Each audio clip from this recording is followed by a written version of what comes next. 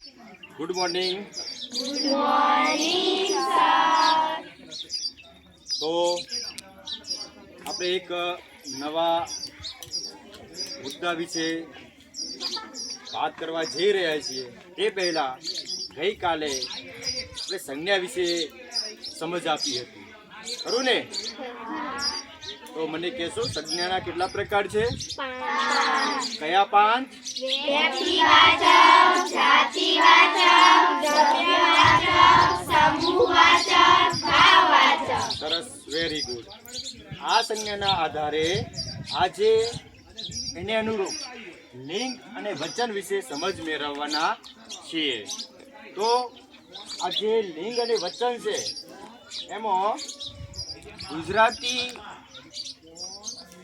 ભાષામાં 3 લિંગ છે. કેટલા લિંગ છે? 3 લિંગ. કયા કયા? તો એક પુલ્લિંગ, પુલ્લિંગને આપણે નર જાતિ પણ કહી શકીએ. 2 સ્ત્રીલિંગ. શું છે? 2 સ્ત્રીલિંગ. સ્ત્રીલિંગને નારી જાતિ પણ કહેવાય. અને 3 નપુંસકલિંગ. કયો પ્રકાર છે ત્રીજો? નપુંસકલિંગ. નપુંસકલિંગને નાન્યતર જાતિ કહી શકાય. તો કેટલા લિંગ છે? 3. કયા 3? પુલ્લિંગ, સ્ત્રીલિંગ, નપુંસકલિંગ. Very good. હવે સંજ્ઞા છે તો એ સંજ્ઞાનો શબ્દ એ કયા લિંગમાં છે એને ઓળખવું હોય તો એને કેવી રીતે ઓળખી શકાય? તો એના માટે 3 પ્રકારના શબ્દો રહેલા છે. કે માની લો પુલ્લિંગ છે તો પુલ્લિંગને ઓળખવું હોય તો એ શબ્દની સાથે તમે જો કેવોનો ઉચ્ચારણ કરશો, કેવો, શાનું ઉચ્ચારણ કરશો? કેવો. તો આપણને પુલ્લિંગ જાતિ જો ઓળખાશે. એની સાથે કોઈ પણ શબ્દ આપેલો હશે અને એની સાથે કેવીનું ઉચ્ચારણ કરશો. કયા શબ્દનું? કેવીનું ઉચ્ચારણ કરશો એટલે આપણને કઈ જાતિ મળશે? સ્ત્રીલિંગ. અને જે શબ્દ છે એ શબ્દની સાથે તમે કેવુંનું ઉચ્ચારણ કરશો એટલે આપણને કઈ જાતિ ઓળખવા મળશે? નપુંસકલિંગ.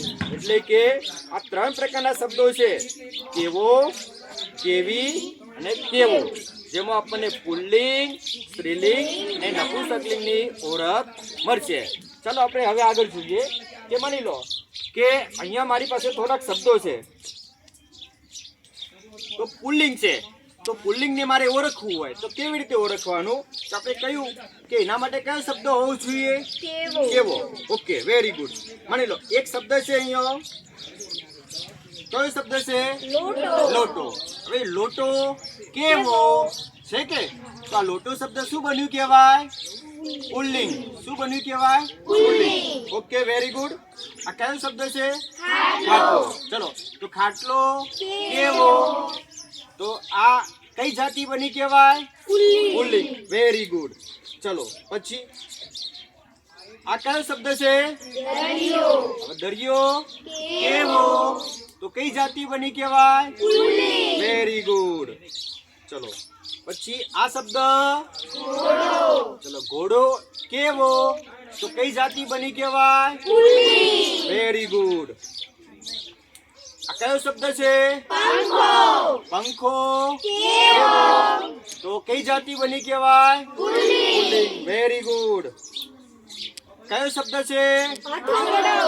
તો કઈ જાતિ બની કહેવાય? પુલ્લિંગ. હથોડો કેવો? તમે જોયું દરેક શબ્દોની અંદર ઓનું ઉચ્ચારણ થાય છે. કોનું ઉચ્ચારણ થાય છે? ઓનું. પંખો તો ઓ આવે કે નહીં આવતો? હથોડો ઓ આવે કે નહીં આવતો? તો પુલ્લિંગની અંદર ઓનું ઉચ્ચારણ થાય એ બધા શબ્દો પુલ્લિંગ જાતિના કહેવાય. સમજાઈ ગયું બધાને? પરંતુ કેટલાક શબ્દો અપવાદ પણ છે કે જેમાં ઓ આવતો નથી. કે માની લો કે આ કયો શબ્દ છે? પવન. હવે પવનની અંદર ઓ આવે છે? નથી આવતો. તો હવે શું કરશું? તો તમે જુઓ, મેં તમને 3 શબ્દો આપેલા. કયા 3 શબ્દો આપેલા? કેવો, કેવી, હા. તો 3 શબ્દો આપેલા છે. મૂકો તો પવન કેવો, પવન કેવી, પવન કેવું. તો કયો અહીંયા પવનની સાથે કયો શબ્દ બંધ બેસે છે? પવન કેવો. તો એ કઈ જાતિ કહેવાય? પુલ્લિંગ કહેવાય. એટલે તમારે આપેલો શબ્દ છે એ વાંચવાનો, સમજવાનો અને એની સાથે કયો શબ્દ બંધ બેસે છે એ પછી નક્કી કરવાનું એ પુલ્લિંગ છે, સ્ત્રીલિંગ છે કે નપુંસકલિંગ. તો ચલો એક બીજો શબ્દ છે. કયો શબ્દ છે? માણસ. તો માણસ કેવો. તો આપેલો શબ્દ કયો છે? પુલ્લિંગ. Very good. ચલો કયો શબ્દ છે? નિબંધ. તો નિબંધ કેવો. તો આની જાતિ કઈ કહેવામાં આવે છે? પુલ્લિંગ. જો આપણે નિબંધ કેવી કહેવાય? નિબંધ કેવું કહેવાય? ન કહેવાય. તો એની સાથે કયો શબ્દ બંધ બેસે છે? નિબંધ કેવો. એટલે આપણે એને પુલ્લિંગ કહીએ છીએ. સરસ, વેરી ગુડ. આ કયો શબ્દ છે? કાગળ. તો કાગળ કેવો. સમજાઈ ગયું? તો આ શબ્દ કયો કહેવાય? પુલ્લિંગ. Very good. તો તમને બધાને પુલ્લિંગ ની અંદર સમજાઈ ગયું? તો પુલ્લિંગ ની અંદર આપણે શું યાદ રાખીશું? કયો શબ્દ યાદ રાખીશું? કેવો. બીજું કેટલાક શબ્દોની અંદર ઓનું ઉચ્ચારણ આવે છે, બરાબર? ખાટલો. તો ઓનું ઉચ્ચારણ આવ્યું કે ના આવ્યું? એટલે ઓનું ઉચ્ચારણ હોય અથવા તો ભાઈ કેવો એ શબ્દ લાગુ પડતો હોય તો આપેલો શબ્દ શું કહેવાય છે? પુલ્લિંગ કહેવાય છે. હવે આ બીજા નંબરના લિંગ વિશે વાત કરીએ, સ્ત્રીલિંગ. સ્ત્રીલિંગ. તો સ્ત્રીલિંગ માટે કયો શબ્દ છે? કેવી. સ્ત્રીલિંગ માટે કયો શબ્દ છે? કેવી. તો જોઈ લઈએ હવે. ચલો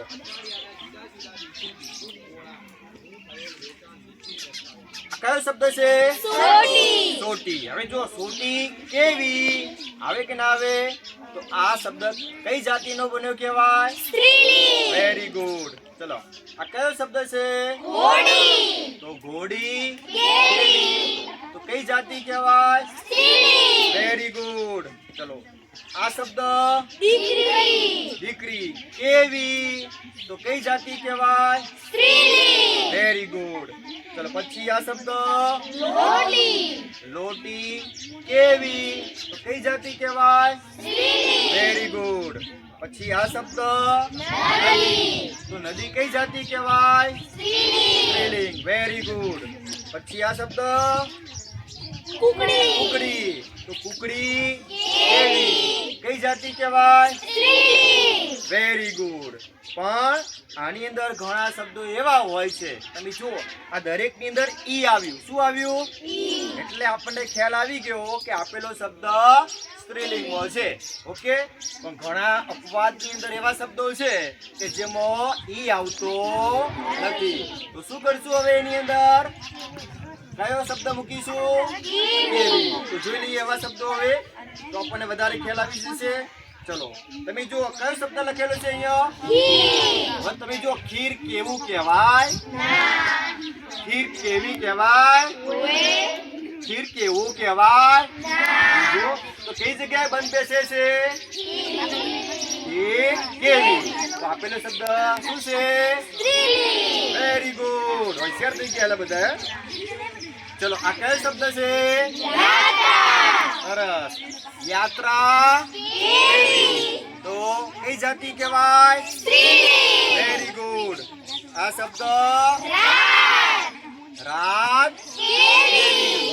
તો કઈ જાતિ કહેવાય? Very good. આ શબ્દ કઈ જાતિ કહેવાય? હિંમત કેવી. એટલે સ્ત્રીલિંગ કહેવાય છે. અને આ શબ્દ વસ્તુ કેવી. તો કઈ જાતિ કહેવાય? Very good. તો સ્ત્રીલિંગ વિશે ખબર પડી ગઈ? સ્ત્રીલિંગ વિશે ખબર પડી ગઈ? તો આપણે કયો શબ્દ યાદ રાખીશું? Okay, very good. અને છેલ્લું લિંગ છે નપુંસકલિંગ. તો નપુંસકલિંગ માટે આપણે કયો શબ્દ યાદ રાખીશું? કેવું. કયો શબ્દ યાદ રાખીશું? કેવું. તમે જુઓ અહીંયા જ્યાં આપણે શબ્દનું ઉચ્ચારણ કરીએ ત્યારે ઉ આકારનું ઉચ્ચારણ આપણને જોવા મળશે. જેમ કે ઝરણું. શું છે? તો ઝરણું કેવું? તો કઈ જાતિ કહેવાય? નપુંસકલિંગ. Very good. તો આ કયો શબ્દ છે? છોકરું. તો છોકરું કેવું? નપુંસકલિંગ. ચલો પછી આ કયો શબ્દ છે? ગલુડિયું. ગલુડિયું. તો કઈ જાતિ કહેવાય? નપુંસકલિંગ. Very good. પછી આ શબ્દ બારણું. તો કઈ જાતિ કહેવાય? નપુંસકલિંગ. Very good. આ શબ્દ મરચું. કઈ જાતિ કહેવાય? નપુંસકલિંગ. તો અહીંયા તમે જુઓ દરેકનું ઉચ્ચારણ ઉ થાય છે એટલા માટે નપુંસકલિંગ છે. પણ બધાની અંદર એવું જોવા મળશે નહીં. કેટલાક અપવાદ વાળા શબ્દો પણ છે. તો એના માટે આપણે શું કરીશું? કયો શબ્દ યાદ રાખીશું? કેવું. તો આ શબ્દ બોલીએ લોહી કેવું. હવે તમે જુઓ લોહી કેવો કહેવાય? લોહી કેવી કહેવાય? તો કયો બંધ છે? લોહી કેવું. તો આ કઈ જાતિ બની કહેવાય? નપુંસકલિંગ. Very good. ચલો આ કયો શબ્દ છે? શહેર. શહેર કેવું. કઈ જાતિ બની કહેવાય? નપુંસકલિંગ. Very good. આ કયો શબ્દ છે? પાણી. તો પાણી કેવું. તો કઈ જાતિ બની કહેવાય? નપુંસકલિંગ. સરસ. Very good. અને આ કયો શબ્દ છે? નાક. તો નાક કેવું. કઈ જાતિ બની કહેવાય? નપુંસકલિંગ. સરસ. Very good. તો અહીંયા આપણે 3 લિંગ વિશે વાત કરી. કઈ 3 લિંગ ગુજરાતી ભાષામાં? પુલ્લિંગ, સ્ત્રીલિંગ, નપુંસકલિંગ. તો સમજાઈ ગયું? તો